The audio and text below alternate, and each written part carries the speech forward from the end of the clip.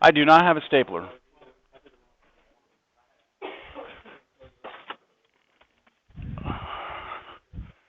If you just put your name on the first page, you don't have to do any of those fancy little folds on the corner. I'll keep it in order. Did you have a good weekend? No? Y'all ready for spring break? It's definitely not the weather for it, huh? Doesn't seem like, I don't know what it was. When I was in college, I remember spring break meant the beach.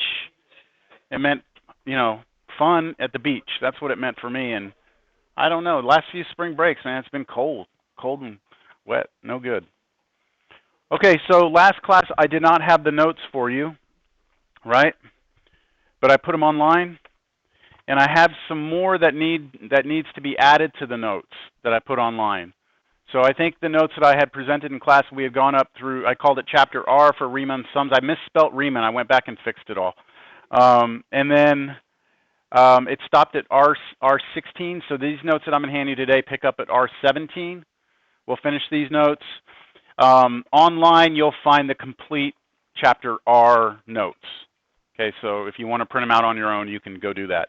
And then I have 6.6, which we're going to start today. This is only about half of what we're going to have for 6.6. We won't get through, well, hopefully we'll get through just this, and then we'll pick up with the rest of 6.6 next class.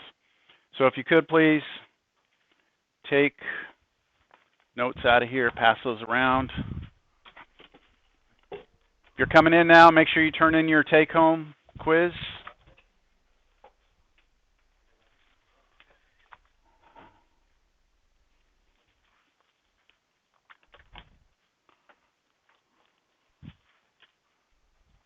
There you go.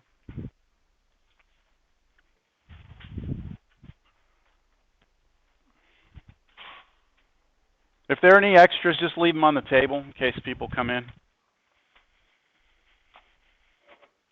All right. Let's get started.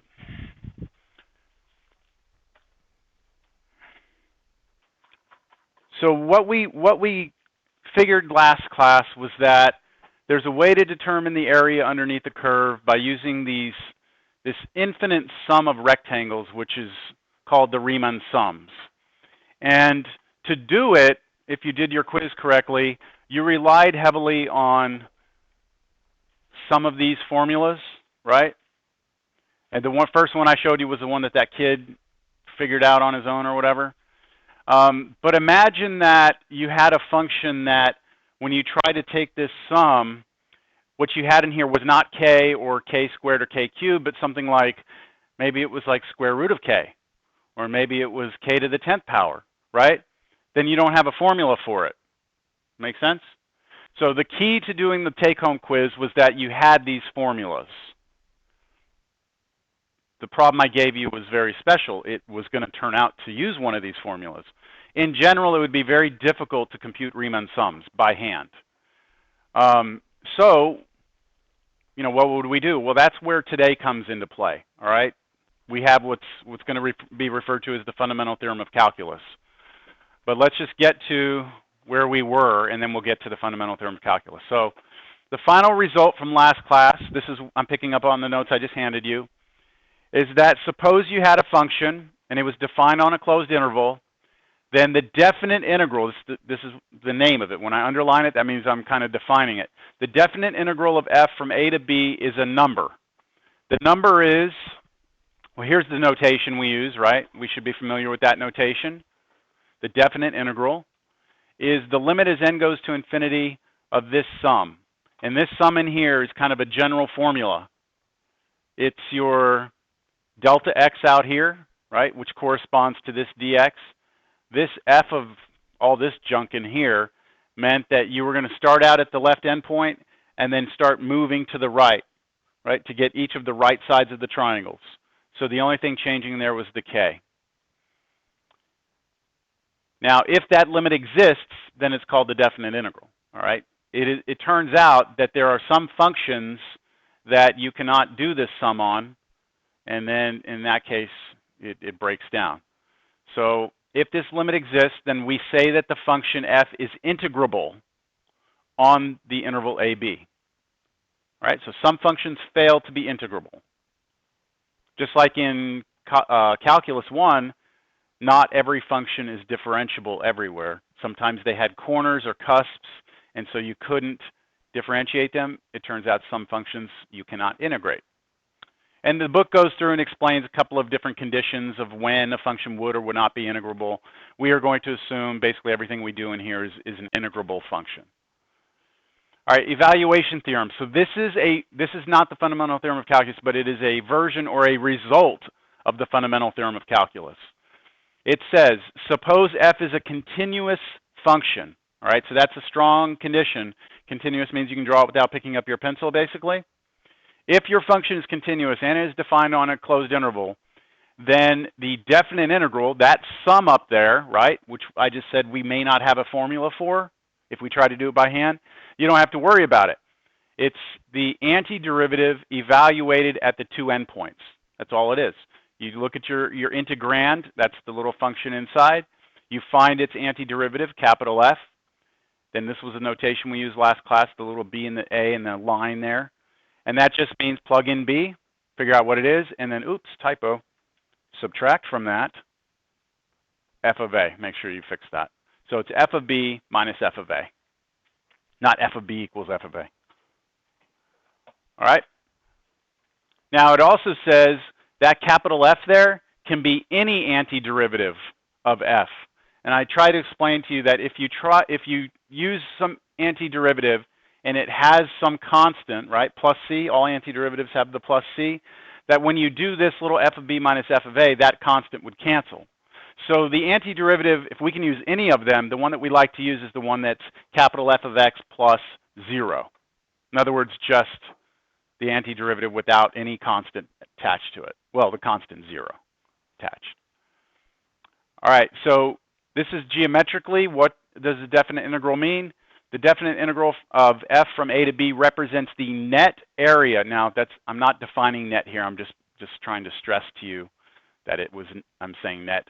The net area between f and the x-axis.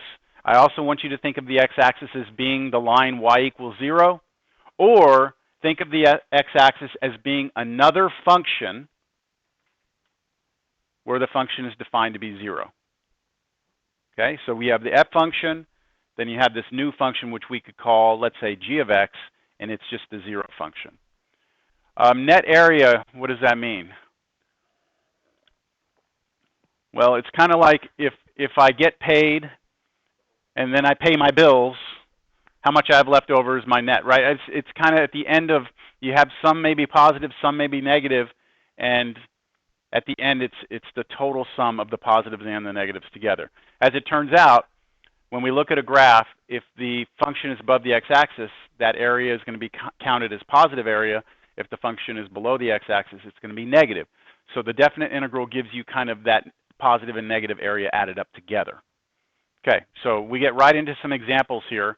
What I've done is I've included some graphs, and we're going to do these examples by hand.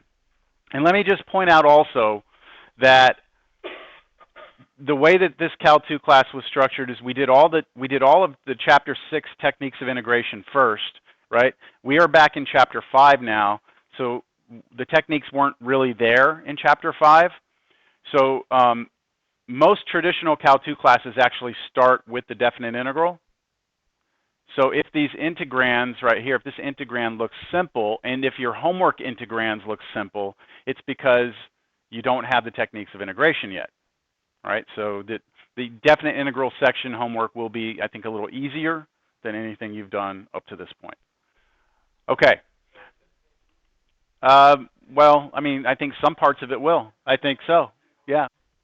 Now, remember when you were in Chapter 6 doing your integration by part, or the integration techniques homework, I always told you to ignore the numbers, right? And then some of you were checking your answers in the back of the book or with the solution manual, and you're like, I can't really tell what's going on because, you know, they did the definite integral and we aren't doing that. Well, now you could theoretically go back and look at all those problems that had the numbers on them and do what's being done here. All right? Okay, let's get right into this. First of all, I graphed this function. This is the function. It's a cubic, right? Cubic function, polynomial. And we just graphed it between 1 and 2. So here's the graph. And we're trying to find the net area. So the area between that function and the x-axis. And so this shaded region here is what we're trying to find the area of. Okay, let's do it. Let me use this wonderful thing that I discovered.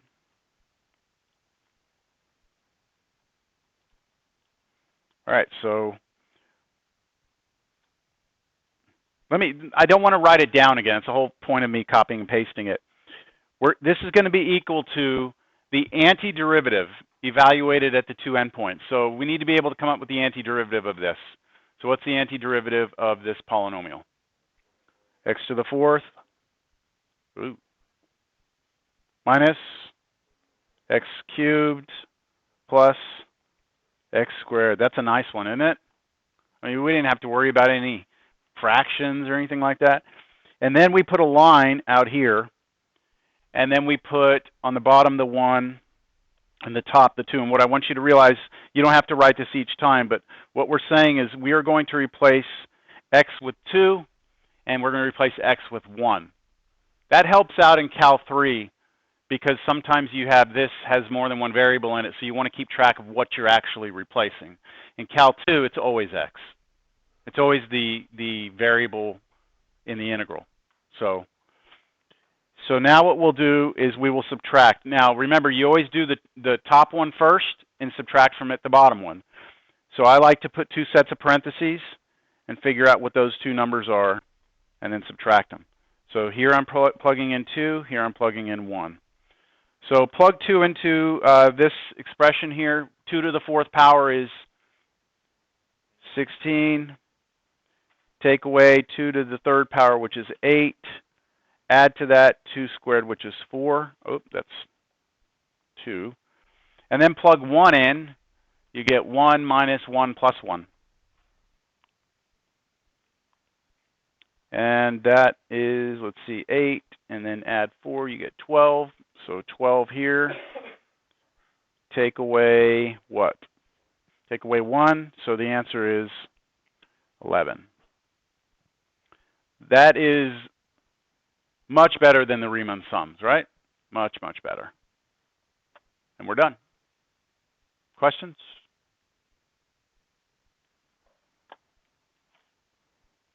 All right, so let's look at the next example. I'm not sure how this came out. On the printout, that x right here does not look like it's raised that much, does it? That's supposed to be an exponent. I'm not sure. It's correct here on my page, but on the printout, it didn't look right. You see that? Can't explain why. So take a look at the function. This is 5x minus 5 to the x. And here's the graph, and we're looking between 0 and 1. So here's the graph. So we have some negative area, right? We have some positive area. And the answer to this is going to give us the net area. So let's see if we can figure out what that net area is.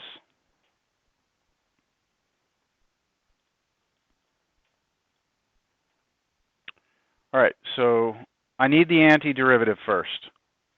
What is the antiderivative of 5x? 5 halves x squared. And now we run into a little bit of an issue. What is the antiderivative of 5 raised to the x? And we have not talked about this, have we? So look on your formula sheets, okay? Look on your formula sheets for antiderivatives and find, there's one that says the antiderivative of e to the u du equals e to the u plus c, right? I believe that's on there. I'm going to look over your shoulder here. Yeah, that's number 4, but look at the one right below number 4. So number 5. It says, what? A to the u du. The antiderivative is a to the u, what? Over natural log of a plus c. What it turns out to be is that a to the u is a general exponential function. where the base is a. If you're trying to find the antiderivative of a general exponential function, it is itself, a to the u, but then you have to divide by natural log of a. Natural log of a is a number, okay, because a here is your base. So let's say the base was 4. Then you would divide by natural log of 4. So what you're doing is you're scaling the function. You're scaling it by a factor of 1 over natural log of 4, whatever that would be. See here in this problem, this right here is actually this formula. But when you plug in natural log of e is 1. So then you get this. So formula 4 is a specific example of formula 5. Formula 5 is the general formula. Make sense? Okay, so for us over here, when we do this, we're going to have the minus sign. And then the antiderivative of 5 to the x should be 5 to the x over natural log of 5. And then I put that line, that bar, and I'm going to plug in 0, and I'm going to plug in 1, and I'm going to plug that in for x, right? So let's start off. I like the 2 sets of parentheses. That's just my own personal prerogative. I like to do it that way. And now I plug in 1 first. So when I plug 1 in, I get, no, sorry, yeah. Were there extra notes? Not those, right here. You get 5 halves, right? And then minus 5 to the first power is 5, so 5 over natural log 5.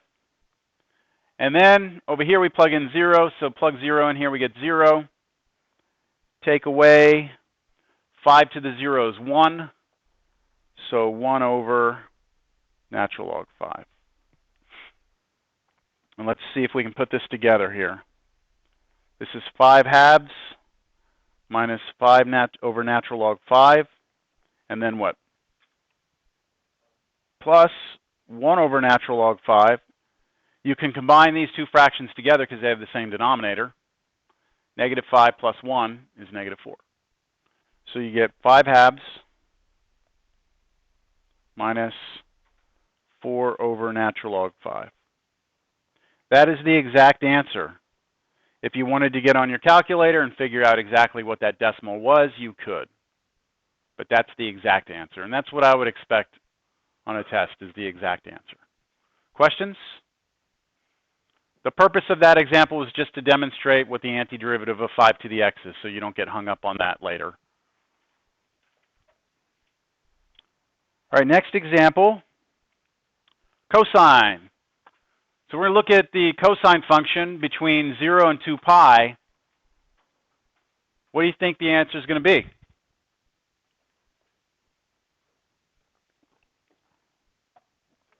Zero. Because the net area, this area up here, and this area down here, sorry, up here, should cancel out this area here. Now this brings up a subtle point that maybe we can try and put our heads around. Let's talk about this for just a second. Why is it that the integral gives you a negative answer if your function's below the x-axis? Like, I thought it was supposed to give you area. I thought area couldn't be negative. So let's just take a look real quick. Here's the x-axis. Let's say we have a function that's down here, right? And we want to figure out what that area is in here. Then we would come in here with all those rectangles, right, and form our Riemann sums.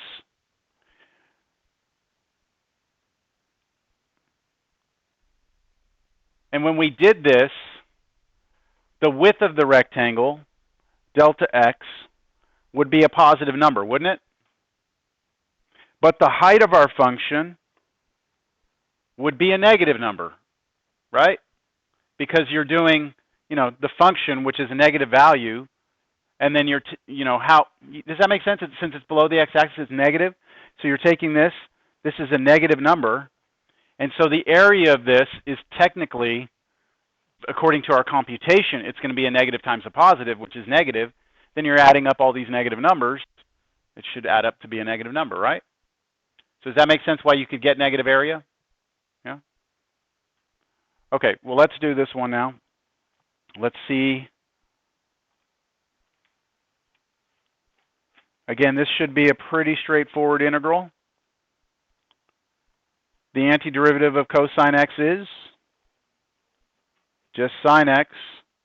You're evaluating that at 0 and 2 pi. So you plug in 2 pi, then you plug in 0. So sine of 2 pi minus sine of 0. But they're the same thing, right? Sine of 2 pi is the same as sine of 0. So the answer should be 0 minus 0. And so you get 0. Now that's not very useful, is it, to us? I mean, I would really like to know, like, what is the actual area of one of these little pieces, right? Because I have this area, this area, this. There's kind of like 4 of these, right? They're all the same. Imagine cutting this right down the middle, and they're all symmetrical. I mean, they're all. It's just some of them are below and some are above. So how could we figure out what the total area of this is if we do not want to count the bottom as negative? How could we figure it out?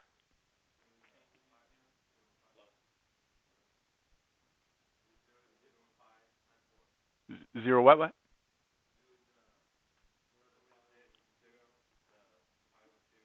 So instead of going from 0 all the way to 2 pi, you're saying just go halfway's pi. So here to pi over 2, just go 0 to pi over 2, and then multiply that by 4. Yes? I agree. Now, what if this function was not symmetric, though? So look, let's act like this does this, right? But let's act like we don't know that these are all the same kind of shape and just 4 of them. What we would have to do is we'd have to figure out where this x-intercept is, right? We'd have to kind of draw a graph first. Then we'd have to find the x-intercept. We'd set up one integral that would go from 0 to that x-intercept. Then the next integral would go from here to here, right? Whatever that answer is, change the sign from negative to positive, and then go from here to here. Agreed? That's what I'm going to do. I'm going to do this more in a general format, even though we know we could go from 0 to pi over 2 and multiply times 4. I'm going to act like I didn't know that it was symmetric. Symmetric, I'm using that word loosely here. So let me bring this with me to here. Where did I put it?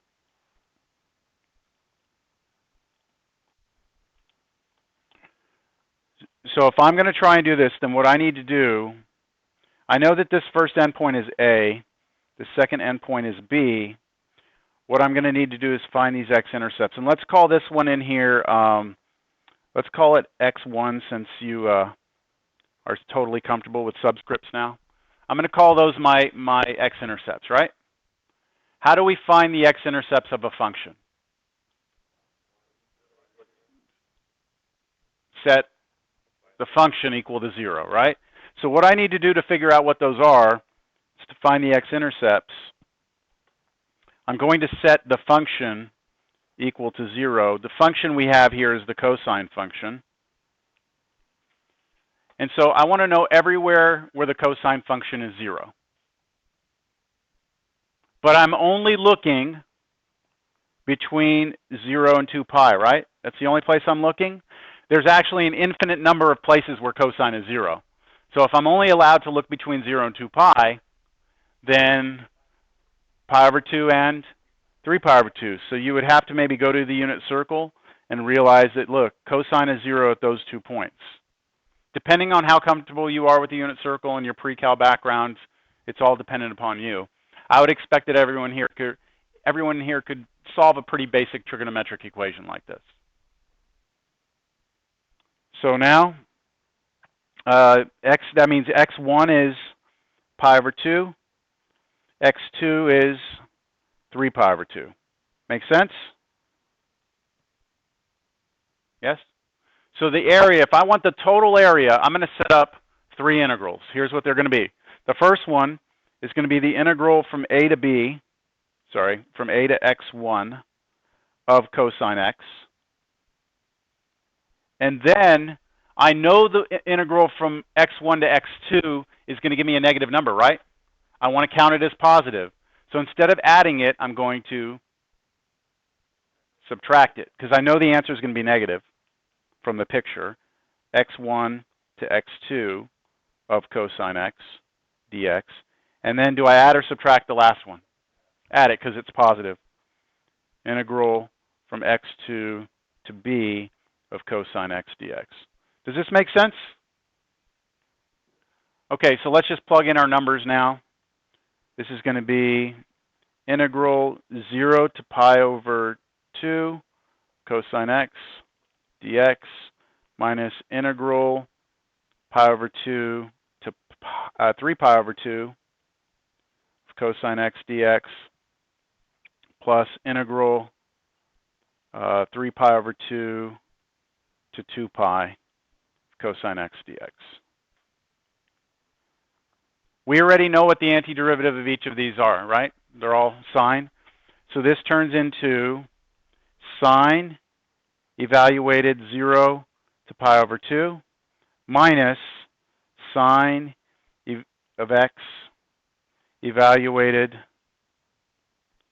from pi over 2 to 3 pi over 2, and then plus sine x evaluated 3 pi over 2 to 2 pi. There we go. So let's do this first one. Remember, this is going to give us two numbers, right? That's just going to be this one right here. What's sine of pi over 2? 1. 1 minus 0. Sine of 0, 0.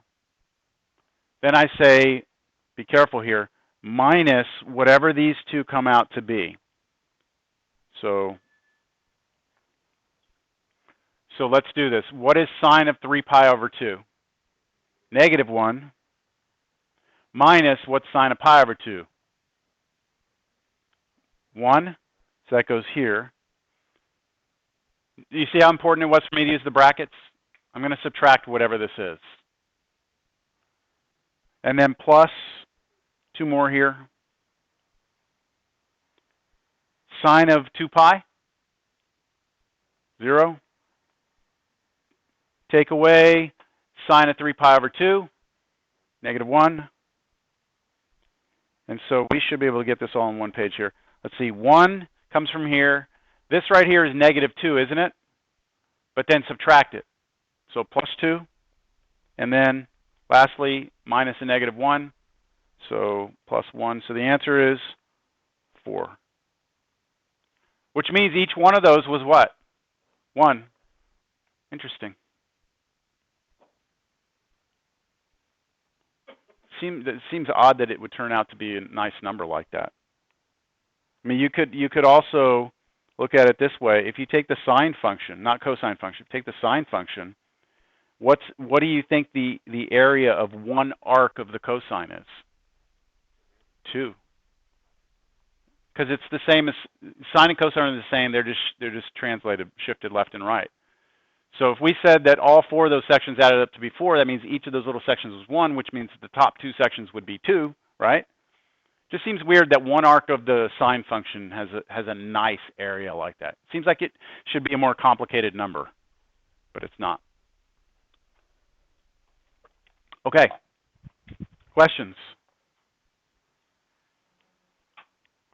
All right, let's take a look at the next one. Same interval, 0 to 2 pi. But now we have another function. Instead of cosine x, it's x cosine x. We've got some positive, we got some negative, right? I'm not going to ask us to, well, we can try. Let's first just do the net area, and then we'll come back and see if there's any way we can find the total area, counting everything positive.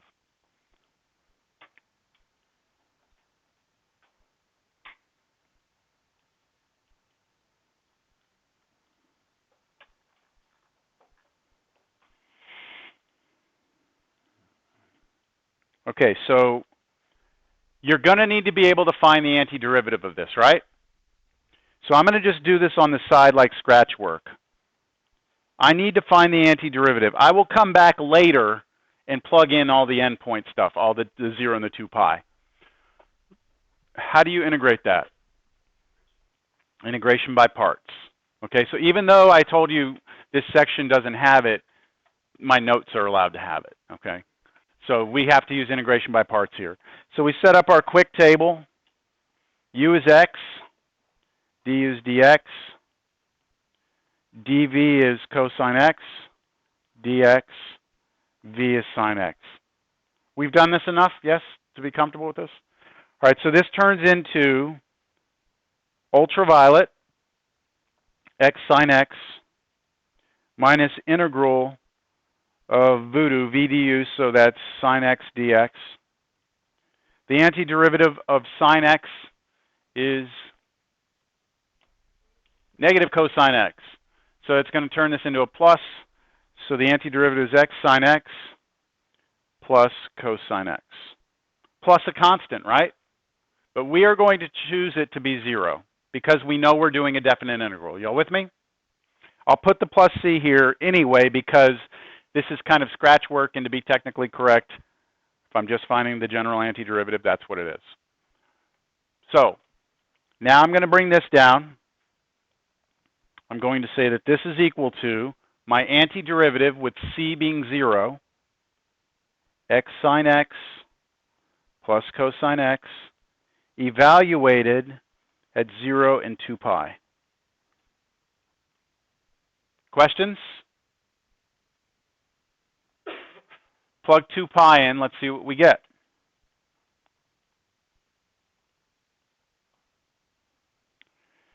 So you get 2 pi times sine 2 pi plus cosine 2 pi.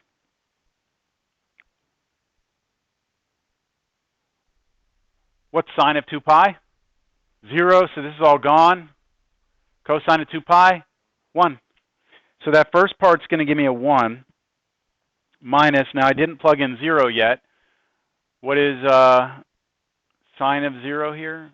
I mean, yeah, sine of 0, it doesn't matter, there's 0 out front, right? So that's dead again right there. Cosine of 0? 1. So I get 1 here. Uh-oh, 1 minus 1? 0. Again, that didn't really tell us a whole lot, did it? Just that the net area is 0. So I think it would be worth it for us to try and figure out what the area of each piece is, which means we're going to have to find x-intercepts, right? Questions?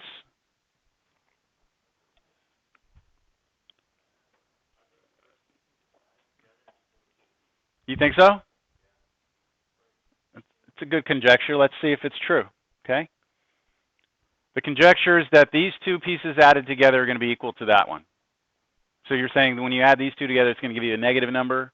That negative number is canceled by that one. Let's see. I don't know. Maybe it's the other way. Maybe these two top pieces are canceled by the bottom one. Maybe it's not.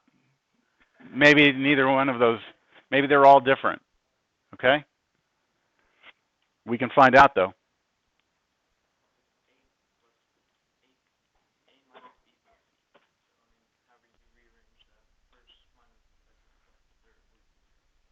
That's right. But what we're saying is that these two together don't necessarily have to be equal. What's being proposed is that these two together is the same as this. Yeah. Well, let's see what happens. I mean, they all have to add up to be 0, right? So there's different ways that you can look at this. Right now, I'm just interested in finding these x-intercepts. One of them is obvious, but let's just see how we would do this. We have x, cosine x. I need to set it to 0. Well, the only way that two things multiply to be 0 is each one of them is 0, right? So set these each equal to 0. You get x is equal to 0. The other one is cosine x must be 0. And so the first one is already an answer. The other one, what did we say? We did that last. We're only looking between 0 and pi over 2, so it's going to happen at pi over 2. I mean, sorry, we're only looking between 0 and 2 pi, so the two solutions here are the same as what we had in the previous example. So we have the same two x-intercepts as we did before, don't we? With the additional x-intercept of 0. And so let's break up this integral now. It'll be integral 0 to pi over 2. Yeah?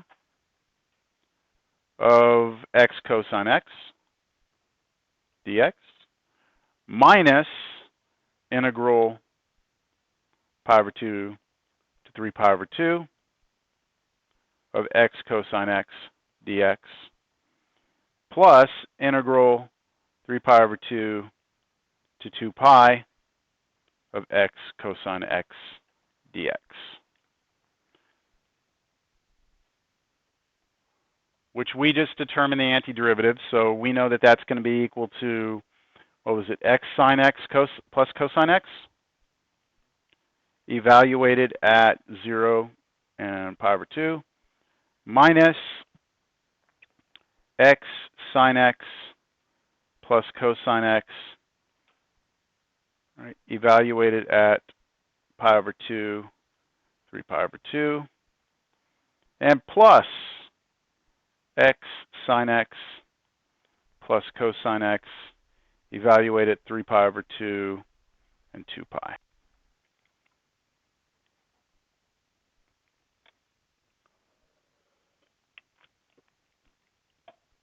All right, let's try pi over 2. Okay, pi over 2 in here is pi over 2. What's sine of pi over 2? 1. What's cosine of pi over 2? 0. So this is going to be pi over 2 times 1. So when we first plug in, we get just pi over 2 times 1, which is pi over 2. Minus, now let's plug in 0. That zeroes out this. Cosine of 0 is 1. So that's what I get from the first one. Then I have minus, see bracket here, 3 pi over 2 in. 3 pi over 2 here. What's sine of 3 pi over 2? Negative 1. So this is negative 3 pi over 2 right there. And then here, cosine of 3 pi over 2 is 0. So we'll have negative 3 pi over 2. And then now let's plug in pi over 2. Didn't we do that already? We plugged pi over 2 into this, right? Up here, didn't we? And what did we get? Pi over 2. So we're going to be subtracting pi over 2. Close that off. Plus,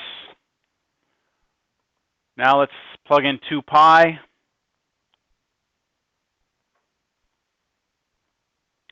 What do you get when you plug in 2 pi right here into this piece? 0. Cosine of 2 pi, 1. Okay. Now we plug in 3 pi over 2, right? We did that already, didn't we? Right there. So negative 3 pi over 2. All right, put it all together. I'll try and do these in sections here. This first one, right, was pi over 2 minus 1. Minus, what was this next one? So you have negative 3 pi over 2 minus pi over 2 is what? Negative 4 pi over 2, which is negative 2 pi, right? These two together is negative 2 pi. So negative 3 pi over 2 minus 1 pi over 2 is negative 4 pi over 2. Negative 4 pi over 2 is negative 2 pi. So that's all negative 2 pi. And then the last one, plus, is 1 plus what? 3 pi over 2. If you want to look at it as 3 separate integrals, there they are. 3 separate areas.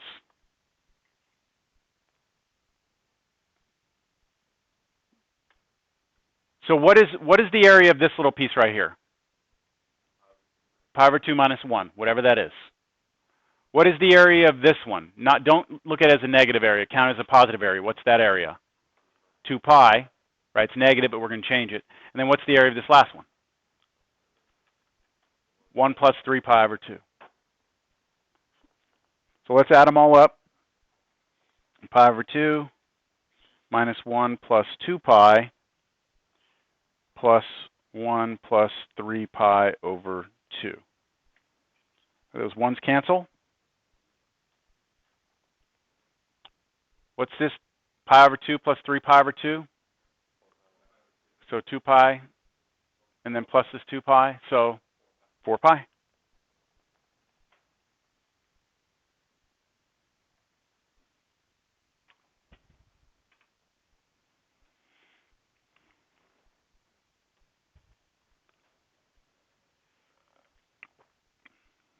All right.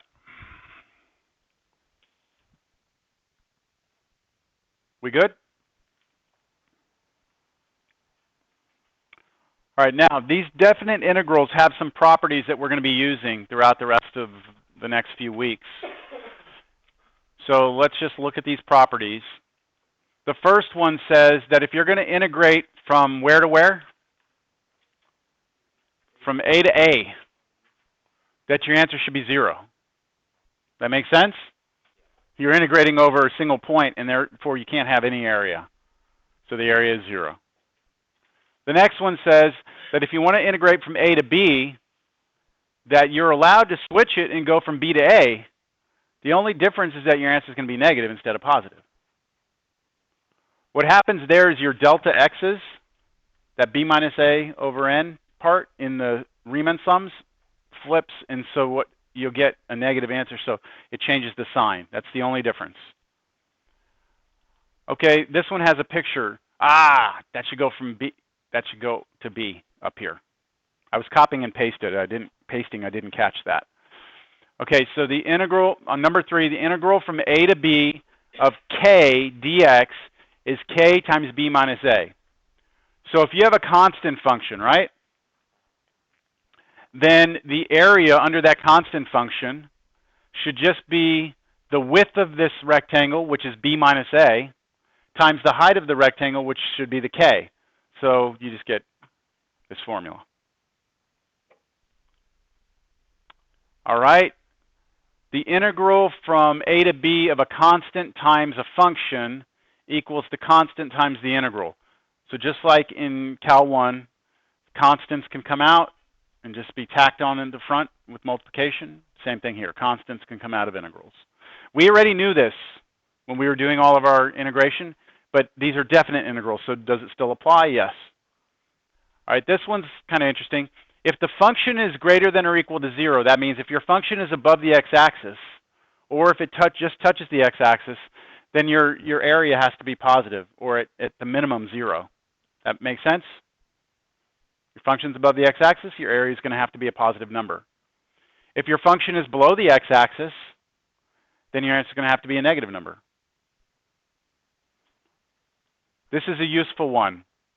If A is less than C is less than B, so imagine A is 1, C is 2, and B is 4 here, then if you want to know the entire area from 1 to 4, or the entire area from A to B, what you can do is you can break the integral up.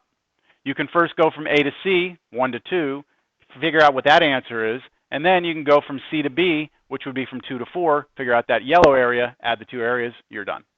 That makes sense? That you'd be able to do that? Okay. If n is even, then this. What does it mean for a function to be even? Symmetric reflects across the y-axis. So if you have a function like this is the cosine function, if you look at it, if you reflect it, mirror it over the y-axis, it's a reflection, right? Perfect symmetric reflection of itself. Anytime you have a symmetric function over the y-axis or an even function, then integrating from negative A to positive A, that has to be negative A to positive A, it can't be A to B. So you're going like, let's say from -2 or -3 to +3, your answer is going to be 0. Always. I'm sorry, I'm thinking odd. It's going to double the answer. Okay? If it's even. So whatever this area was here, it's going to get doubled. Whatever this area was here, it's going to get doubled. Make sense? If the function is odd, that means it's symmetric over what we call the origin. Symmetric over the origin means this. If I take this sign and I flip it over the y-axis, then it's up here, right? Then flip it over the x-axis, it's down here. That's what it means to be an odd function, visually. Anytime you have an odd function, the integral from negative A to A is always going to be 0, because those areas will always cancel each other out. That's kind of useful in some integrals that are very tough to figure out. You can not have to worry about looking at 1/2. Just get the other half. Just instead of going from negative a to a, you can just go from 0 to a and then like double the answer or something. That's it. That's it for properties. We good? All right, for homework out of this section, I'm going to have you do homework out of 5.3. And this is really just going to be practice. Wait, yeah, 5.3. It's going to be practice of, just making sure you're setting up, getting your notation, keeping track of your signs. Page 289.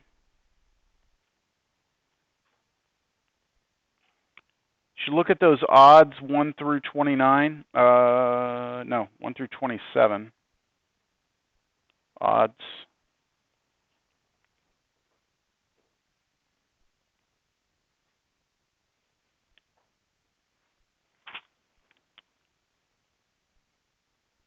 That'll work. Okay, 6.6.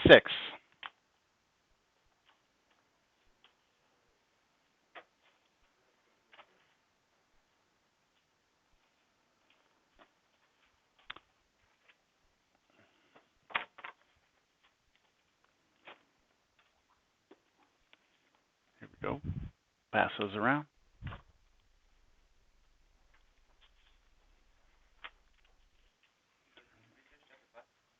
Yeah, we're done.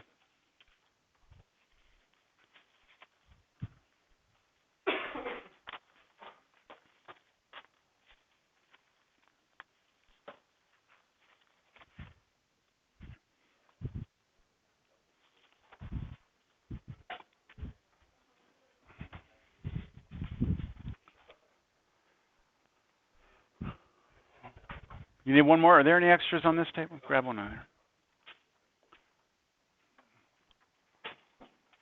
Okay, so what do y'all think? I mean, as far as difficulty level, that part we just did right there, okay, you think? Of course, if you throw integrals in there that require the techniques of integration, then of course it'll become more complicated. But the idea is, pretty simple. You find the antiderivative, you plug in two numbers. Maybe you have to find x-intercepts if I ask you. If I don't tell you, find the total area, like counting the negative as positive, if I don't tell you that, then you're always doing that area, always. So I think the ideas there are pretty basic. Now we're going to extend on that a little bit and talk about what are called improper integrals. And there are two types. Today we will only look at one of the two types. So the first type is what's called infinite integrals. So we've been studying functions and looking at the area underneath them, and we've always been on a nice closed interval AB, right? We've been going from 1 to 4 or something like that. Now we're going to investigate what are called infinite intervals. In this type of integral, we will face one of the following types. So there are three types of infinite intervals that you can have.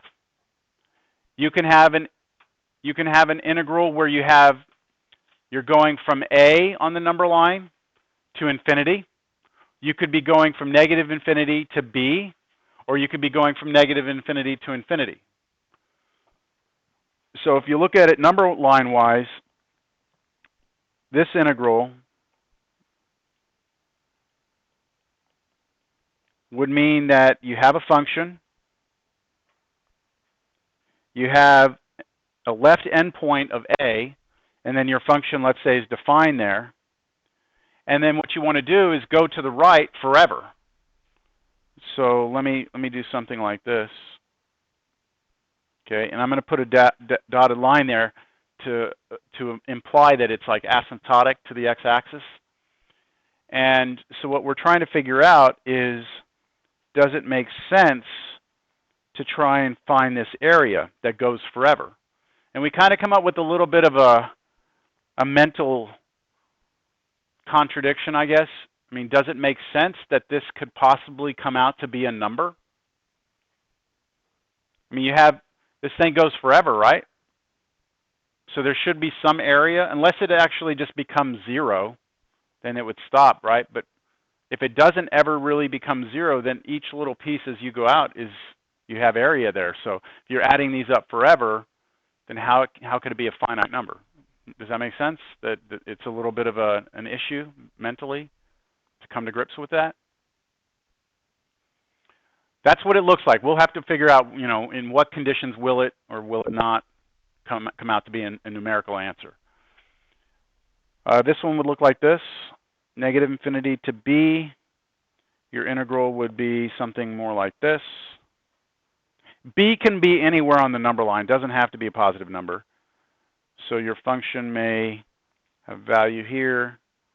And then again, let's just make it asymptotic.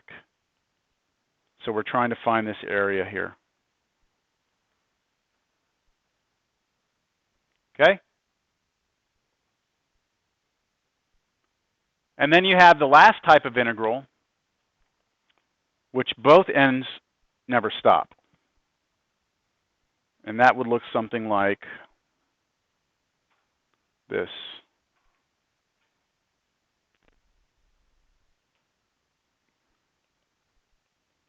Again, tapering off to 0 at each end.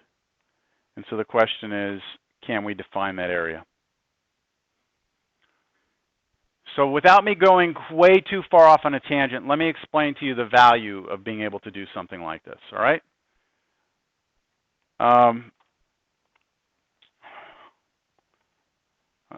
start off with something very basic. Let's say that I have a fair die, okay, 6-sided die. I'm going to roll the die, roll the dice. I'm going to roll a single die, right? Then you have, here are what you could get as results. You could get a 1, you could get a 2, you could get a 3, 4, 5, and a 6, right? That's what you could get as your answers. You could not get a 1.2. You could not get a 1.5, right? These are integer answers. And on the y-axis, I want you to tell me what the probability is of getting that. So what is the probability of getting a 1? 1/6, right? So if I plot over here 1/6, then I could represent this with like a bar, 1/6. What would be the probability of getting a number 2? Same thing, 1/6, 1/6, 1/6, 1/6, 1/6. All right, so this is a graphical representation of the probabilities for a die, right? Now, when you talk about probabilities of things, the probability of any event occurring, anything, is between where and where? 0 to 1, okay? So 0 on the y-axis, the highest probability anything could ever have would be 1. That would be 100% guaranteed, right? So the probability that I'm standing here right now, you know, okay, let's check.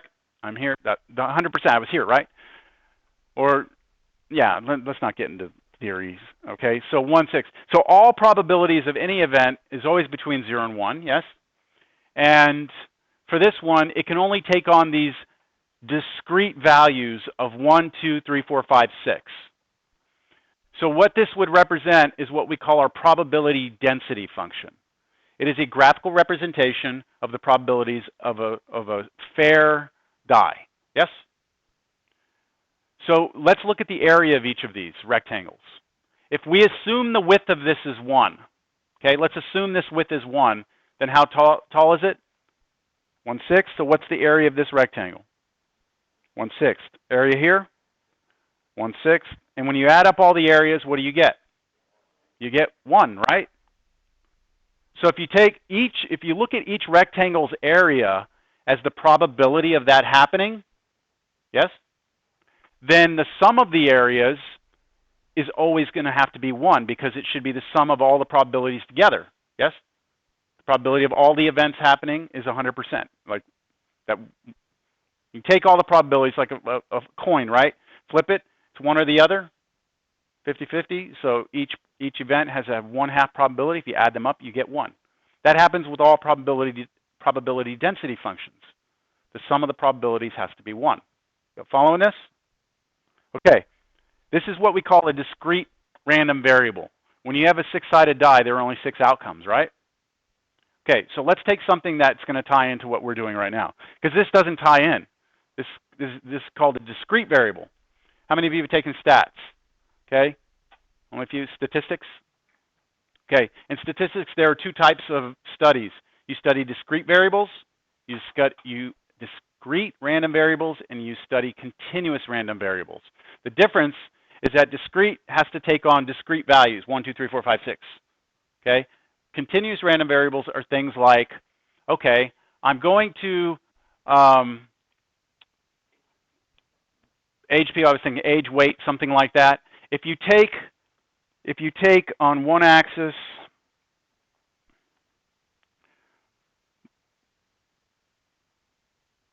I don't want to use age because that's discrete unless we go into, let's just say the weight.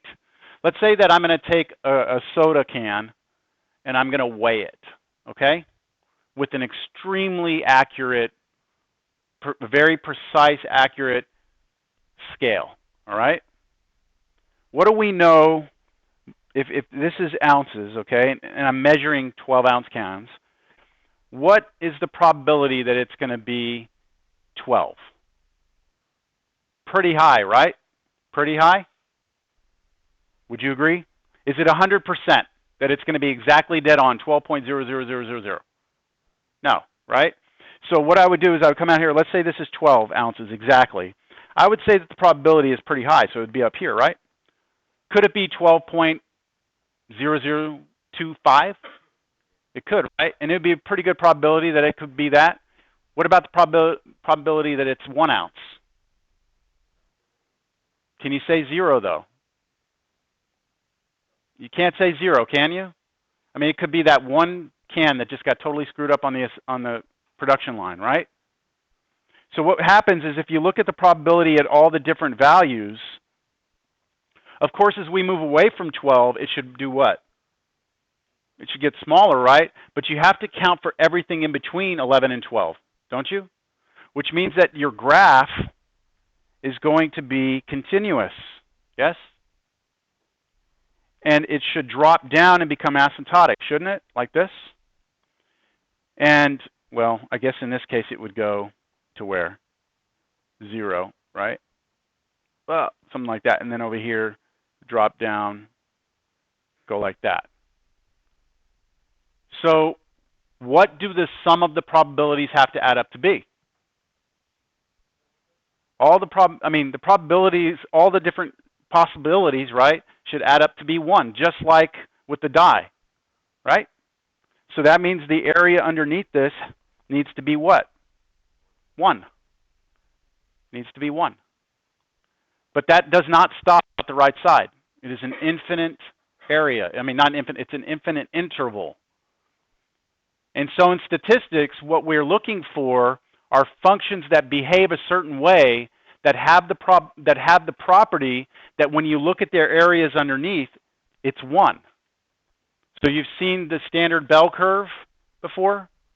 The standard bell curve is a function that has the property that if you integrate it both directions forever, the answer is 1. Right? So these are used a lot. These infinite intervals are used a lot in statistics. Sometimes you start at 0 and go forever in that direction. Sometimes you go in both directions forever. Sometimes you go the other way. Okay? I'm just trying to give you some value as to what we're doing here. All right? What we're interested in is how in the hell are we going to do it? How are we going to compute these? So we need some definitions. All right? The idea is there visually what's happening, but how do we actually compute these? So if you're going to do this type of infinite interval where you're going from a to infinity, it's going to turn into a limit. What you're going to do is you're going to do the standard technique that we had from a to b. We're going to replace the b with t. We're going to figure out the answer, just like we were before, but our answer is going to have a t in it. After we're done, at the very end of that, we're going to let t go to infinity.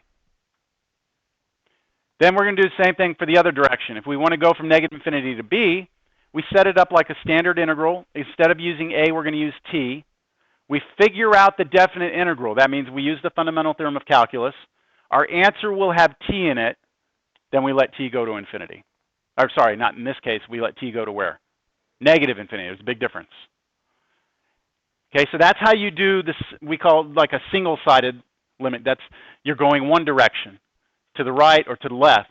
Now, what if we want to go both directions? Well, we'll get to that. Let me finish this up. If these limits exist, all right, that means if we get an answer, numerical answer, then we say that these integrals are convergent. If the limit does not exist, that means when we take this limit, we get something like does not exist, or we get infinity or negative infinity, then we will call this integral divergent. So you have to get a number to say it's convergent. Anything, a fixed number, nice fixed number. So finally, from this, we have the definition of the infinite interval in both directions. So what we do is we use that property.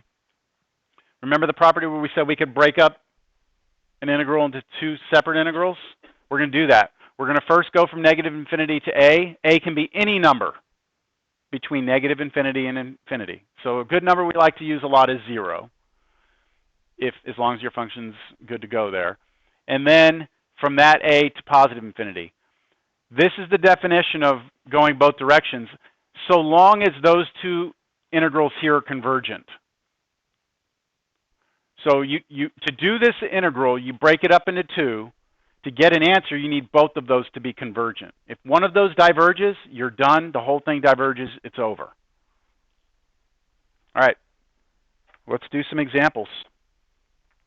We're going to do the integral from 1 to infinity of 1 over x squared dx.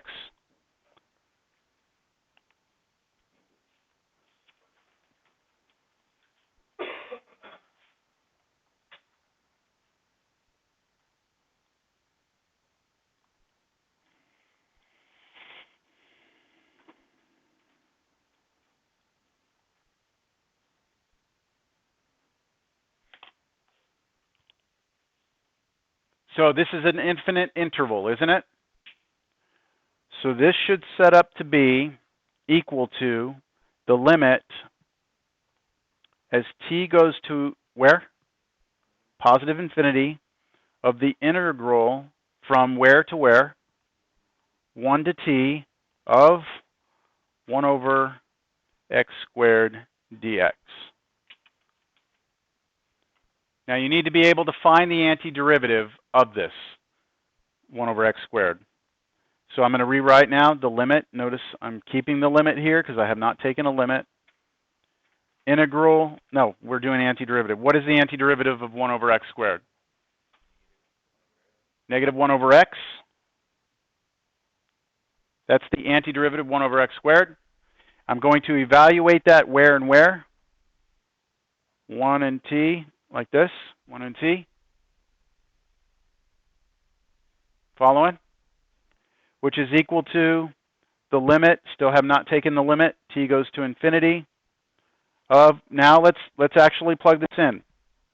Remember, I'm going to plug in t, and I'm plug in 1. So let's plug t in. What do you get when you plug t in for x there? Negative 1 over t, right? What do you get when you plug in 1? Negative 1 over 1, so negative 1. So this turns out to be the limit as t goes to infinity of negative 1 over t plus 1. There it is. And now we're back in Cal 1, and we're going to just do a limit. What happens as t goes to infinity there? It goes to 0, right? The negative 1 over t goes to 0, right? You have a number on top that's staying the same. You have a number on the bottom that's getting huge. That goes to 0, but you still have the plus 1. So this limit evaluates to be 1, which means that the area is 1.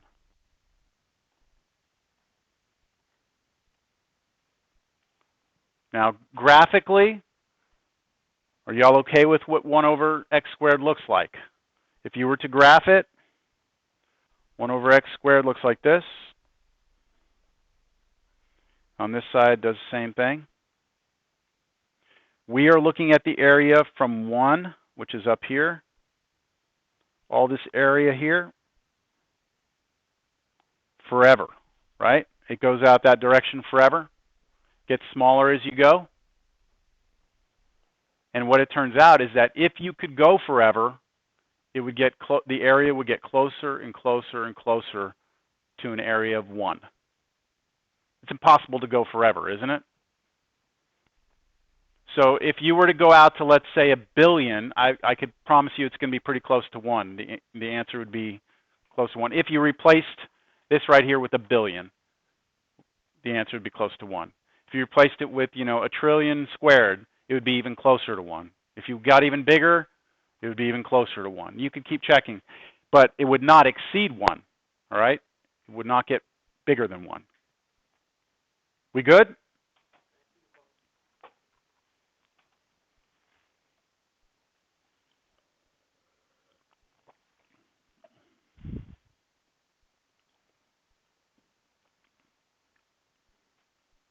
All right, we good? Okay, so what about the next one? 1 over x. 1 over x looks a lot like 1 over x squared, doesn't it? We're going to go from 1 to infinity. It's not exactly the same function, but it does look similar. If you were to graph this, it would look like this over here. On the other side, it does this, though. But that doesn't really matter, right? Because that's on the negative side. And we're going to go from 1 over to infinity, so like that again. So your instinct may be telling you, hey, this acts just like the x squared. It's going to taper off to 0, so I'm going to get some answer, right? Let's see what happens, though. So this is equal to, I'm going to do limit, t is going to go to infinity, integral 1 to t of 1 over x dx. And what is the antiderivative of 1 over x? Natural log of x, right? So I'm going to say limit t goes to infinity of natural log of x. I don't need the absolute value of x because I know that I'm plugging in positive values. So I'm not concerned about doing the absolute value. So replace your x with t, and then replace your x with 1. Let's see what we get here. Limit t goes to infinity of, okay. What is t going in there? Just get natural log t, right? And then you plug in 1, you get natural log 1. What's natural log of 1? 0. So this is going to become limit t goes to infinity of natural log t, because the natural log of 1 is 0. What is that? Infinity. Why? You have to know what the natural log function looks like in order to be able to figure out this answer. You have to know, somewhere stored into your memory is the graph of the natural log, which everyone here needs to be comfortable with. It passes through an x-intercept at 1, 0. It drops down, has a vertical asymptote of the y-axis. It drops down to negative infinity as you go this way. As you go to the right, it grows slowly, but it grows. So that means that when you're saying what's limit t goes to infinity of natural log t, you're saying, hey, look, go to the natural log function, go to infinity, and tell me what the function's doing. So as I go to the right, the natural log function is headed to infinity. Slowly but surely it will get there, though. So it just keeps growing. So the answer here is infinity, which means what? This integral is divergent. That's our conclusion. This right here is divergent. And I hope that this kind of gets you thinking that, look, sometimes functions taper down. They give you an answer if you go out forever. Some of them don't. Like, what's the condition that we need then? It probably has to taper off fast enough, doesn't it? Like the 1 over x squared gets small really fast. 1 over x gets small, but not as fast. Not fast enough to stop it from becoming infinite. All right, any questions before I move on to the next example?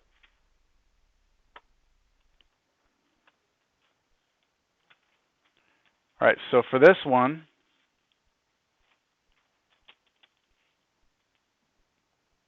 this is a classic example. All of the ones I've shown you are the classic examples we give our students.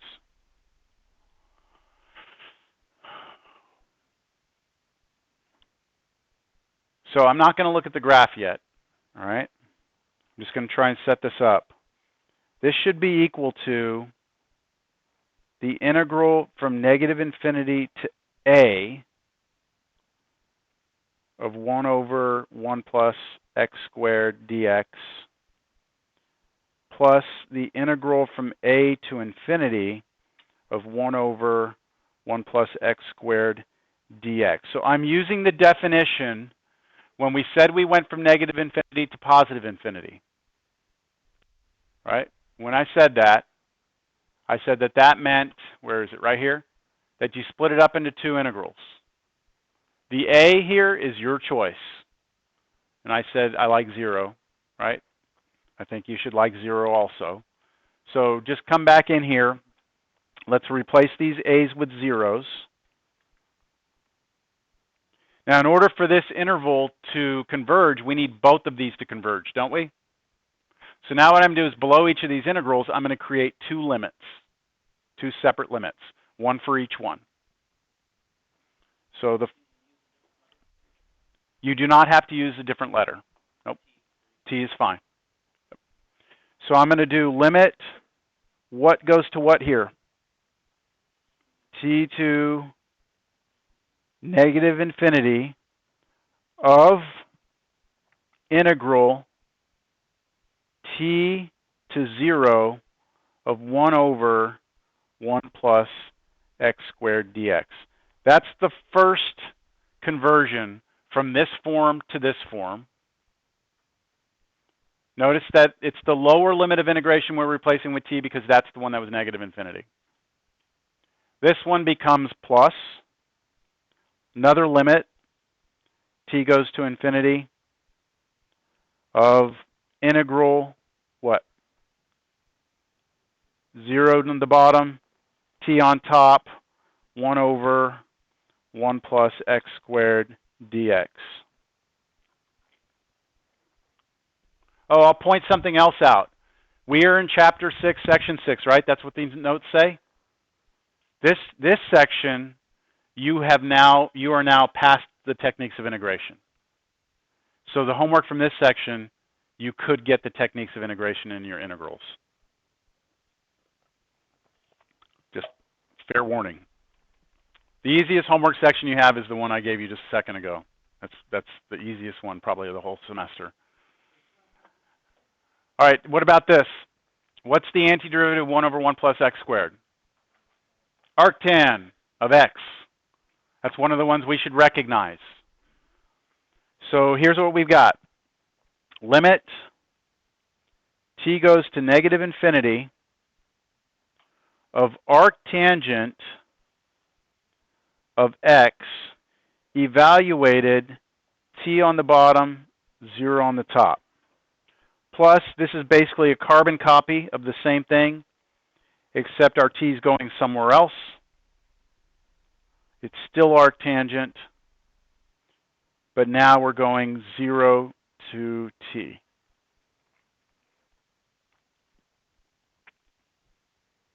Questions?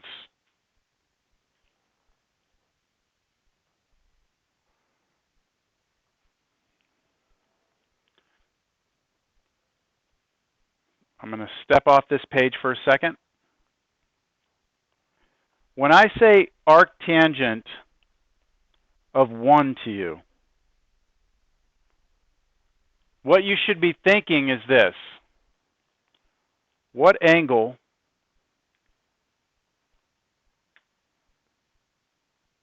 gives me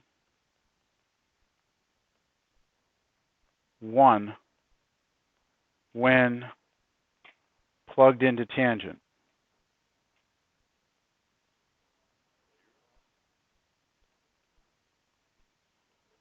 That's what you should be thinking. What angle do I plug into tangent to get 1? So you could go to the unit circle again. Tangent, by definition, tangent is which coordinate divided by which coordinate? It's sine over cosine, or the y over the x. This is happening at root 2 over 2, root 2 over 2. If I take the y coordinate here and divide it by the x coordinate, I get a ratio of 1. What angle is that happening at? 45 degrees, right? Now, let me look at something else. Do you know what the tangent function looks like if you graph it? It has a vertical asymptote at 2 places. Remember this?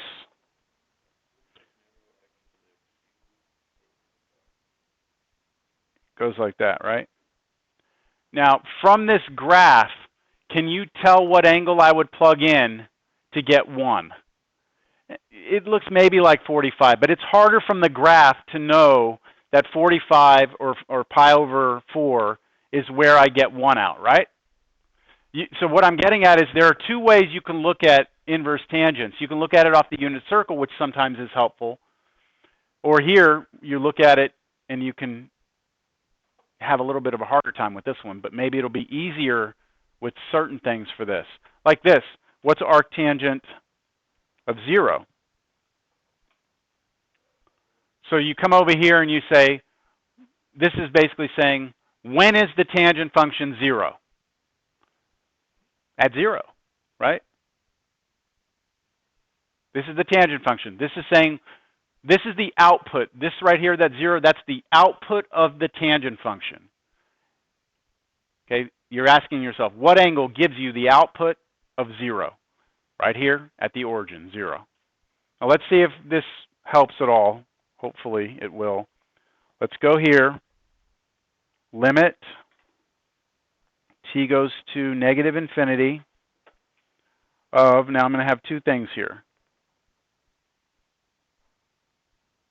First I plug in 0, arctangent of 0. And then I plug in arctangent, let's see, of t.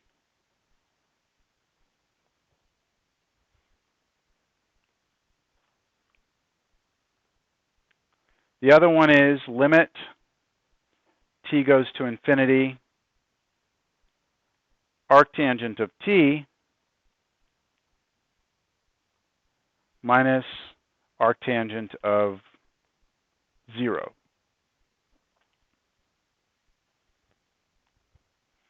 What we do know here is the arctangent of 0, right? The arctangent of 0 is 0. So this is 0.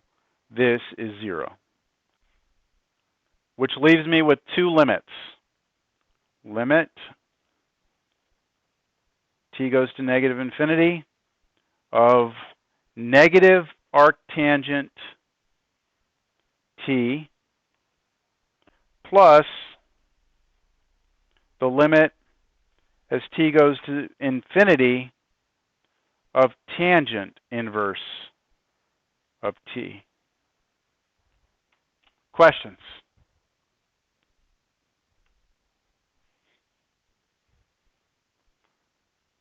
This is where things get a little tricky, so that's why I want to make sure we're all on the same page here. Let's do this one first. This one might be a little easier. I'm trying to let t go to infinity, right? So I'm trying to figure out, because it's an arctangent, I'm looking for an angle.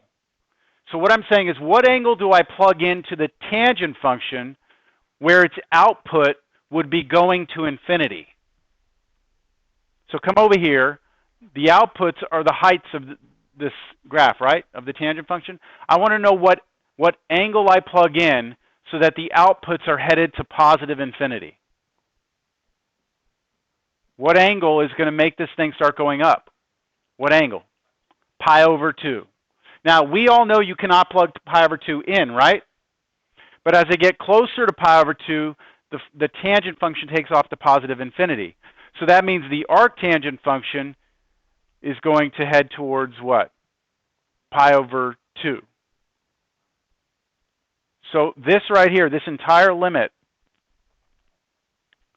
is approaching pi over 2. It's returning to you the angle that creates positive infinity in the tangent function.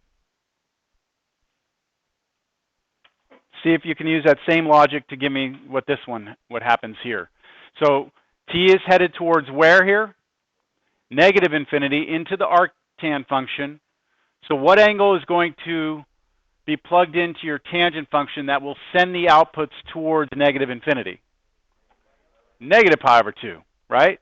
You try and get closer to negative pi over 2, the function takes off to negative infinity.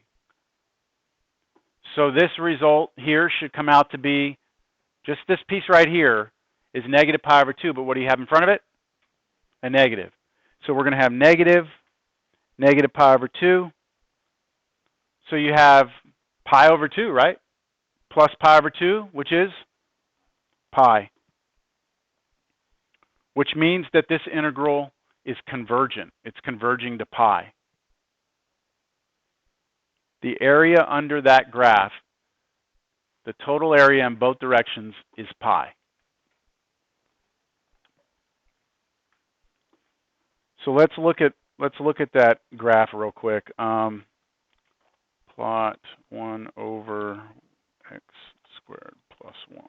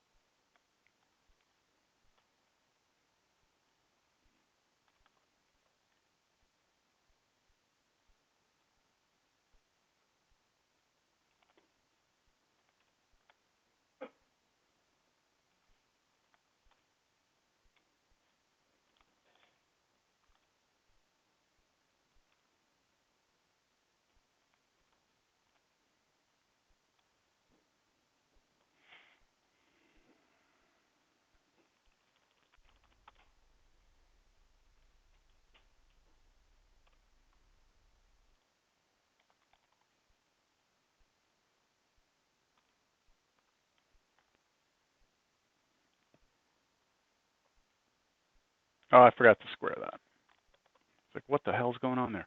Okay, so there is the graph of 1 over 1 plus x squared, but I'm only graphing it between negative 2 and 2 right now.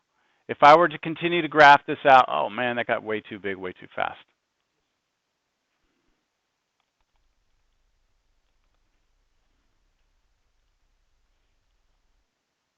Wow, that went way too fast.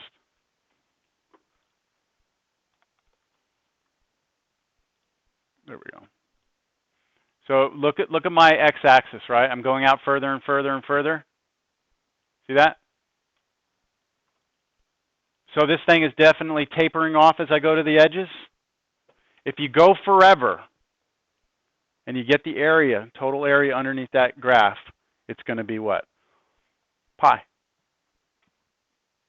So if I wanted to create a probability density function, what I could do is I could take a function like this. I could define it to be capital F of x is equal to 1 over pi times 1 over 1 plus x squared. That function, if you look at the area underneath that function in both directions forever, what's its area? So 1 over pi is a constant, right? Take it out. Integrate it in both directions forever. We just did that. What do we get as an answer? Pi. Okay, and then multiply by 1 over pi. What do you get? 1, right? This would be a probability density function where the total area underneath is 1. You got it? So the sum of the probabilities would be 1, which is what you need for a probability density function. That's how they create probability density functions. They come up with functions that behave that way. They scale them appropriately so that it works out. Okay.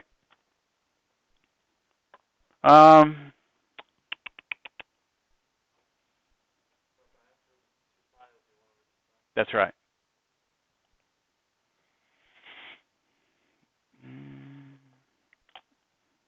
Why don't you look at this next one? See if you can get this one started on your own. Okay? You work together, see if y'all can figure out this next one.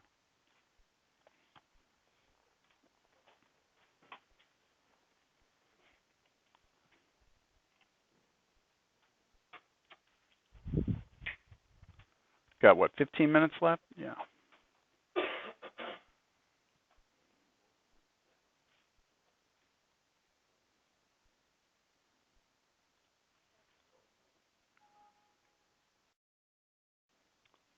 Okay, so let me plug in. So limit t is going to go to negative infinity. All right, so when I plug in 0, I get 0 gone. E to the 0 is 1, but it's minus, so negative 1. Then I go minus. Then I plug in t for x.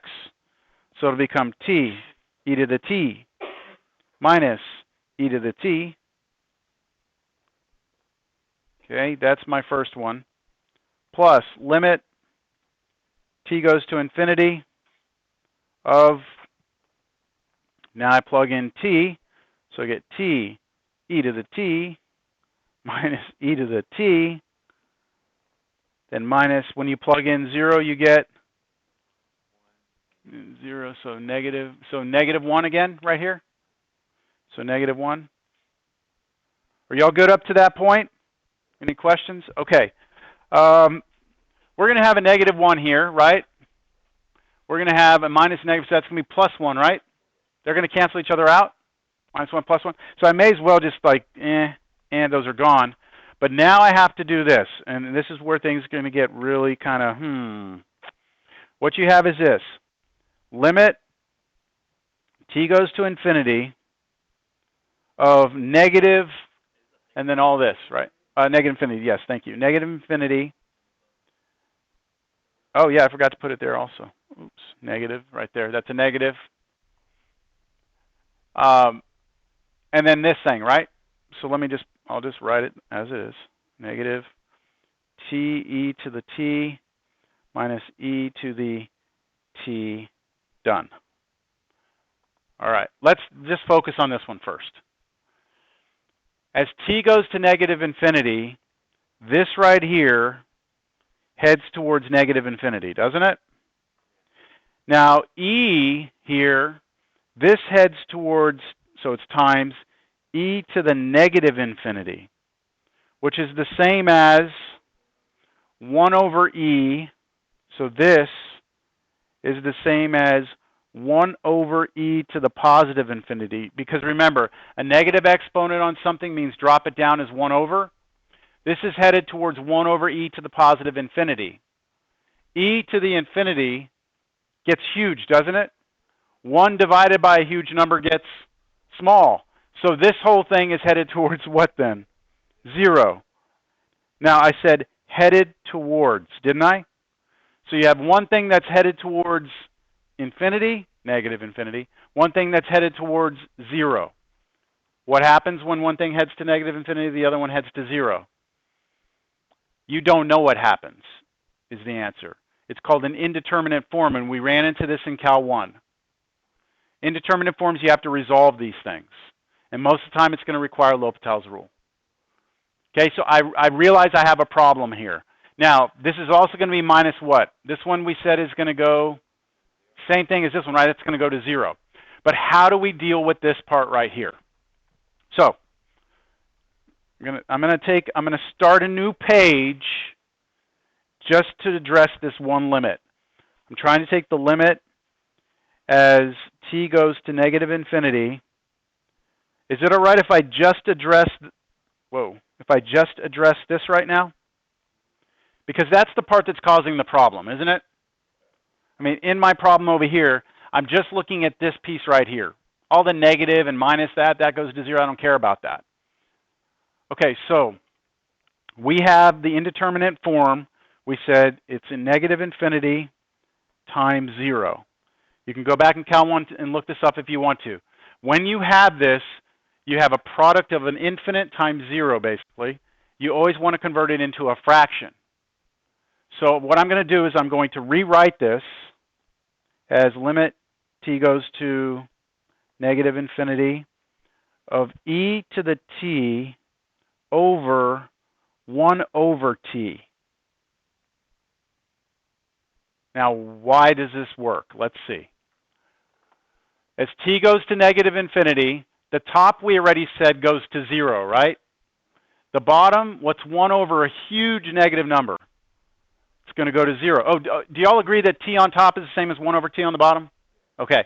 So now what we've done is we've converted from this form into the form 0 over 0, right?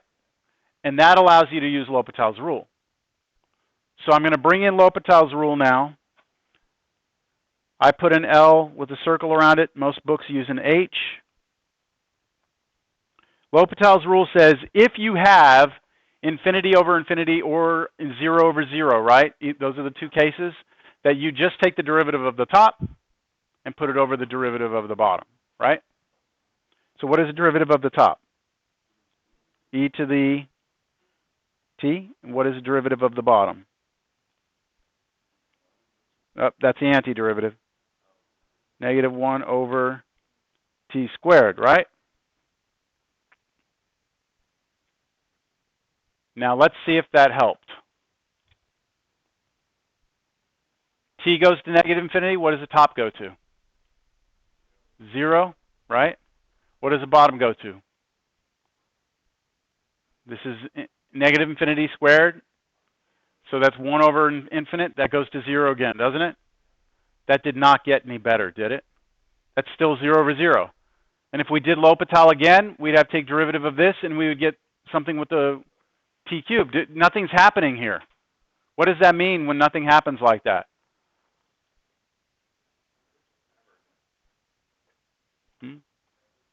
It's divergent? No. No. We are out of time. I can't keep you here. Well, I think what we'll have to do is just at this point, we're going to leave this as an open question. We're going to come back and have to address this.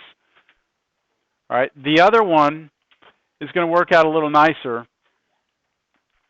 Okay. But I'm out of time. So maybe go review L'Hopital's rule. Okay. That might be a good place for you after you do that other homework. Go take a look at L'Hopital's rule and see if you can clarify some things. Uh-huh.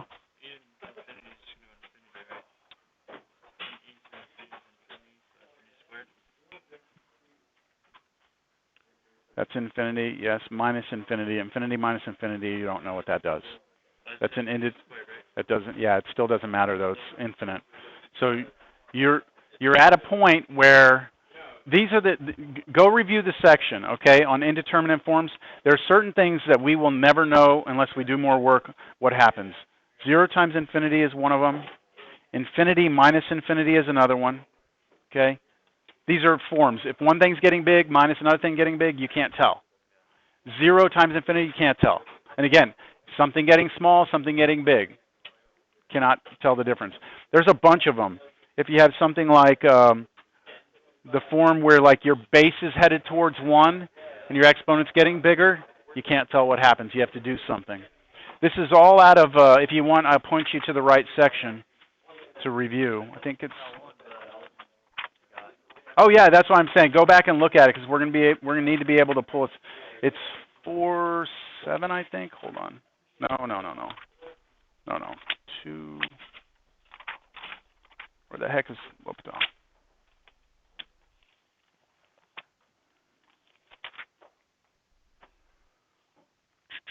3.7. 3.7 is page 191. Okay?